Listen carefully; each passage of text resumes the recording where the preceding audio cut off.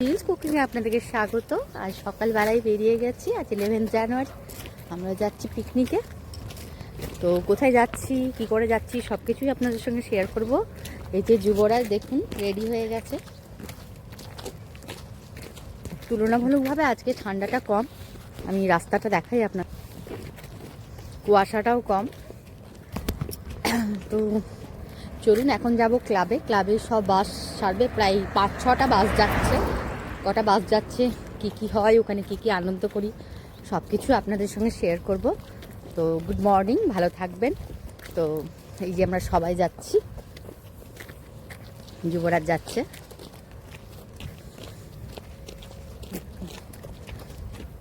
তো চলুন আস্তে আস্তে দেখতে থাকুন আমার ব্লগটি। আমরা ক্লাবে চলে এসেছি, এই যে ক্লাব। সবাই অপেক্ষা করছি বাসের জন্যে, কারণ বাস নাম্বার দেওয়া আছে, যে যে সিট নাম্বারও দেওয়া আছে, কে কোথায় বসবে সব কিছু আগের থেকে সিলেক্টেড। তো আমাদের পিডিসিএলের কিছু বাস যাচ্ছে, 3-4টার, বাকি বাস অন্য জায়গা থেকে নেওয়া হয়েছে, অন্য স্কুলের বাসটা, রবিবার যেহেতু। তো সেই জন্যে আমরা অপেক্ষা করছি ক্লাবের সামনে। দেখুন বাসে উঠে গেছি, যুবরাজ বসে গেছে দাদুর কোলে। যদিও পরে এই বাসটা আবার চেঞ্জ হয়েছিল, আমরা প্রথমে এই বাসটায় চেপেছিলাম, তারপর একটা বড় বাস এসেছিল। তো বাস আমাদের শুরু হয়ে গেছে, অন্য বাস চেঞ্জ হলো। তো আমরা এখন যাচ্ছি। প্রচন্ড ঠান্ডা লাগছে, প্রচন্ড একটা ঠান্ডাটা লাগেনি, ঠান্ডা লাগছে। হ্যাঁ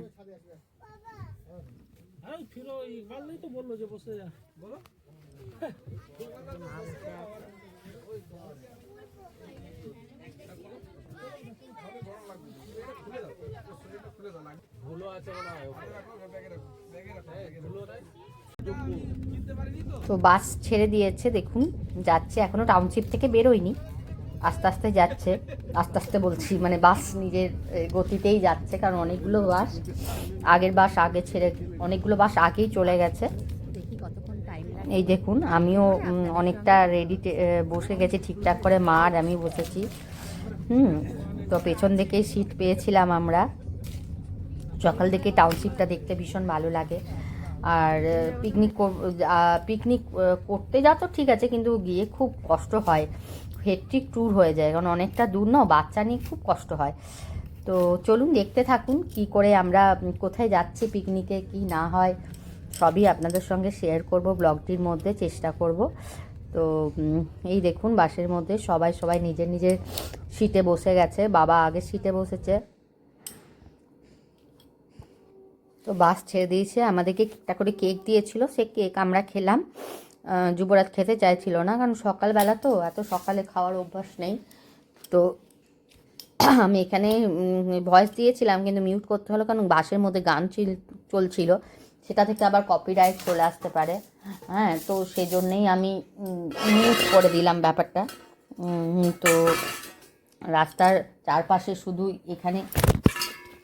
চারপাশে শুধুই সর্ষে ক্ষেত, এইসব দেখতে পাচ্ছিলাম। আর এত চাষ হয়েছে এখানে, চাষ ইন্ডাস্ট্রিটা কম, এদিকে চাষবাসটাই বেশি। চলুন যাই।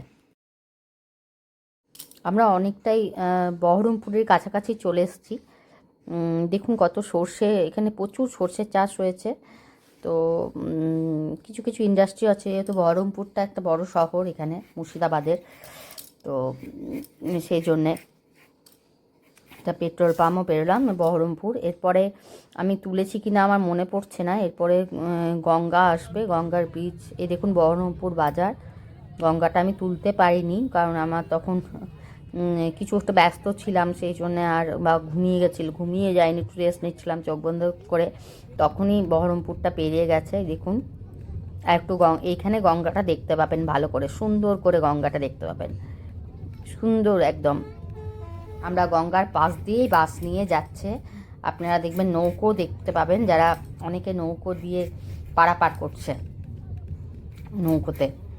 তো আমি দেখানোর চেষ্টা করব। এই দেখুন গঙ্গা, এখানে একটা ম্যারেজ হল টল রয়েছে, বড় জায়গাটা বেশ, বহরমপুর জায়গাটা এই প্রথম আমি এলাম, জায়গাটা বেশ বড়। বহরমপুর পেরিয়ে আমরা যাচ্ছি পিকনিকে। তো এখানে একটা ছোট্ট পার্ক রয়েছে দেখলাম, তার পাশেই গঙ্গার পাশেই।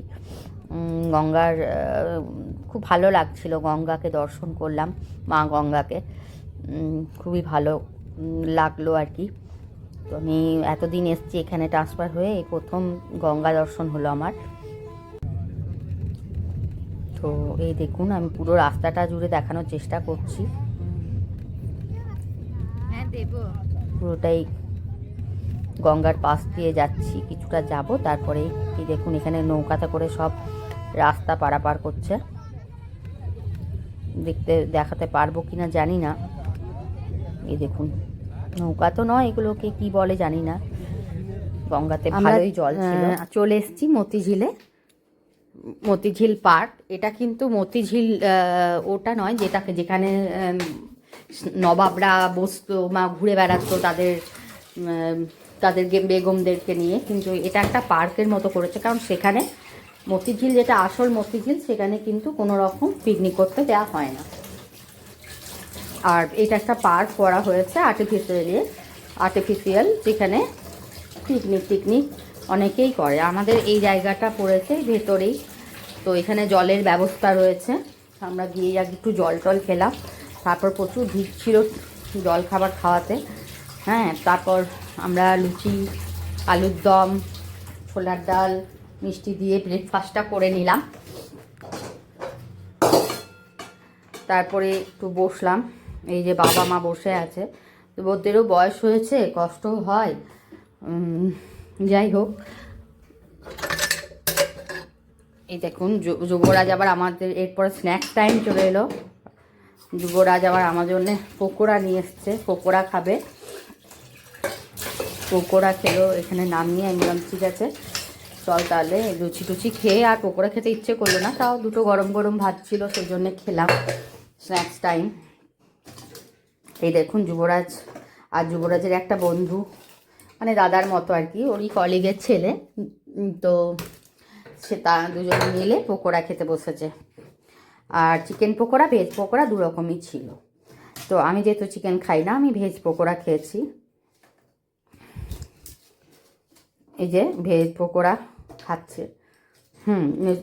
যুবরাজ চিকেন পকোড়া, যুবরাজ এবারে গিয়ে কিছুই খাইনি, সেরকম খেতে চাইছিল না, অল্প খেয়েই ছেড়ে দিল। আমি এখানটা পুরোটাই মিউট করতে বাধ্য হব, কারণ প্রচণ্ড জোরে গান চলছে, গান তো দেওয়া যাবে না। এই দেখুন, আমি হাজব্যান্ডকে বললাম একটু তুলে দাও, আমি পকোড়া খাচ্ছি। তখন কিন্তু প্রচণ্ড গরম লাগছিল, তো গরম লাগছিল না যে কি বলবো, মনে হচ্ছিলো এত সোয়েটার কেন পরে এলাম। তারপর এই যে সবাই আবৃত্তি বলছে, আমাদেরই টাউনশিপের বাচ্চারা আবৃত্তি কেউ হয়। তারপর যুবরাজ গিয়ে শুরু করে দিল জাতীয় সঙ্গীত।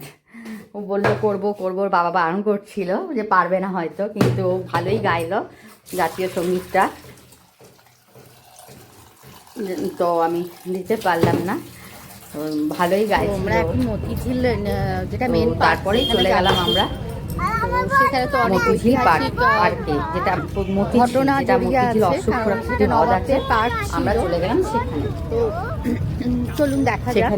সেখানে গিয়ে অ্যাম্বিশনটা দেখাবো। এখান থেকে হেঁটেই গিয়েছিলাম, অনেকজন মিলেই হেঁটে গেছিলাম। তো পার্কটা বিশাল বিশাল একটা অশোক আকৃতির হ্রদ আর কি, দেখতে বলতে পারেন। তার উপর এখানে কয়েক বেল মাথা পাওয়া যায়। দেখুন আমি দেখাচ্ছি। তো আমরা মতিঝিল পার্কে চলে এসেছি, সবাই যাচ্ছি আমরা হেঁটে। তো দেখুন দোকান হয়ে গেছে। ব্যাগটা র্যাক নিলে ভালো হতো, এমনি ব্যাগ নিয়েছিলাম। বাবার বইতে খুব কষ্ট হচ্ছিল, বাবা বাড়িজাত মিলে বলছিল। এখানে অসংখ্য দোকান রয়েছে, যেগুলো সেগুলো আমরা ভিজিট করতে ভালো করে পারিনি। মা বাবার কোনো একটু সামনেই দেখাচ্ছি, দেখুন একদম মতিঝিল পার্ক। কত পুরনো ইতিহাস এর মধ্যে জড়িত আছে। এখানে কিছু বিধি নিষেধ, টাকা, সমস্ত কিছু পিলারটাই না, কত পিলারগুলো অনেক পুরনো, অনেক পুরনো। আমি কিন্তু ওদেরকে নজর রাখছি না, তুমি নজর রাখো।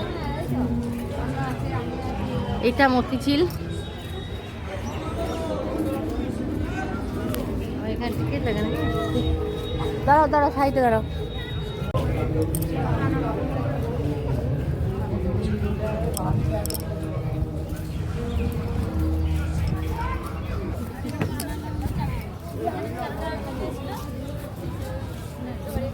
এখানেও দোকান রয়েছে।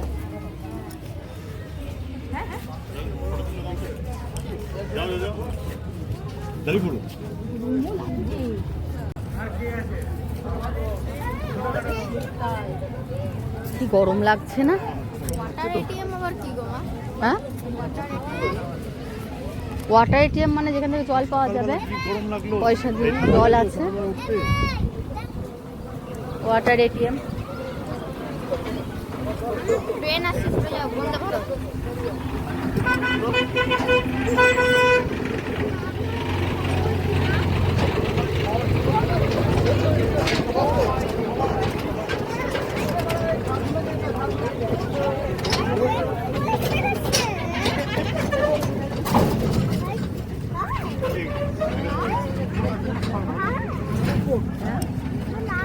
এইটাই মতি ঝিল, যার নাম অনুসারে এই জায়গাটার নাম হয়েছে।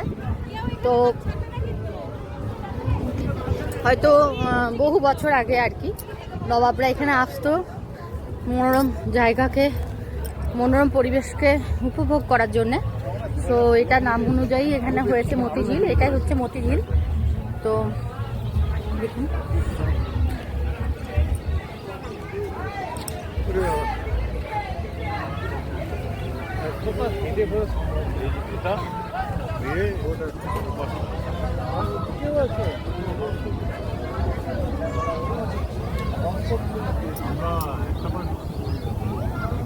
বাবু দত্ত ভাইকে আমরা টয় ট্রেনে চেপেছি। টয় ট্রেন ঠিক নয়, একটা গাড়ি, ট্রেনের মতো দেখতে। তো দেখুন মতিঝিল।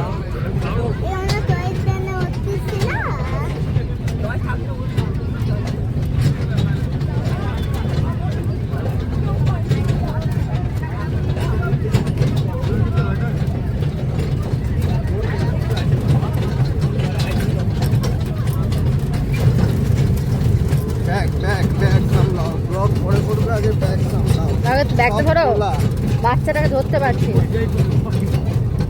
সব খোলা।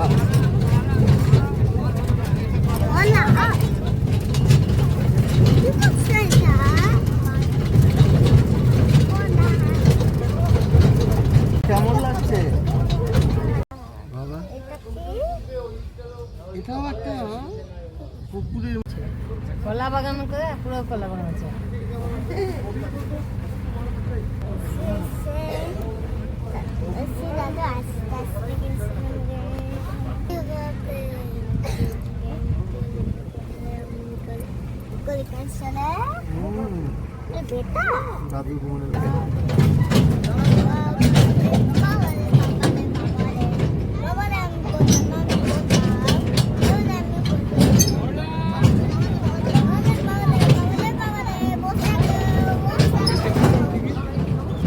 টাকা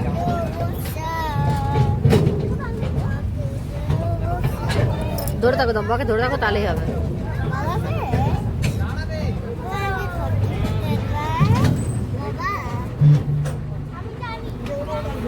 দাঁড়িয়ে ছিল তোমার সামনে, এখন দাঁড়াবে দাঁড়াবে দাঁড়াবে।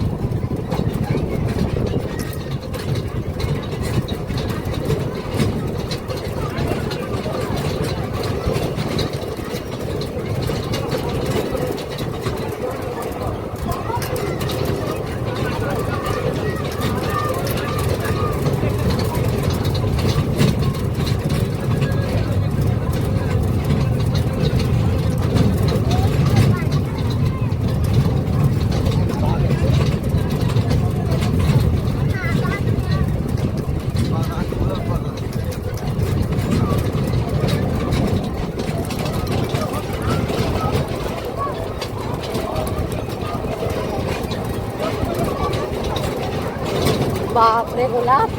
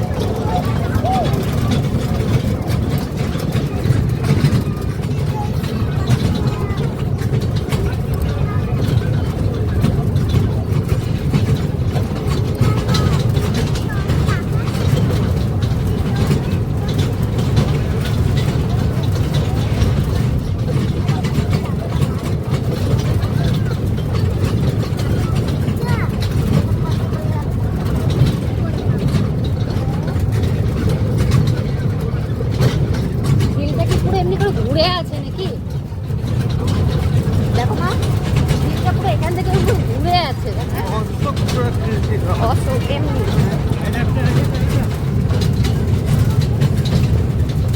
পুরো ঘুরে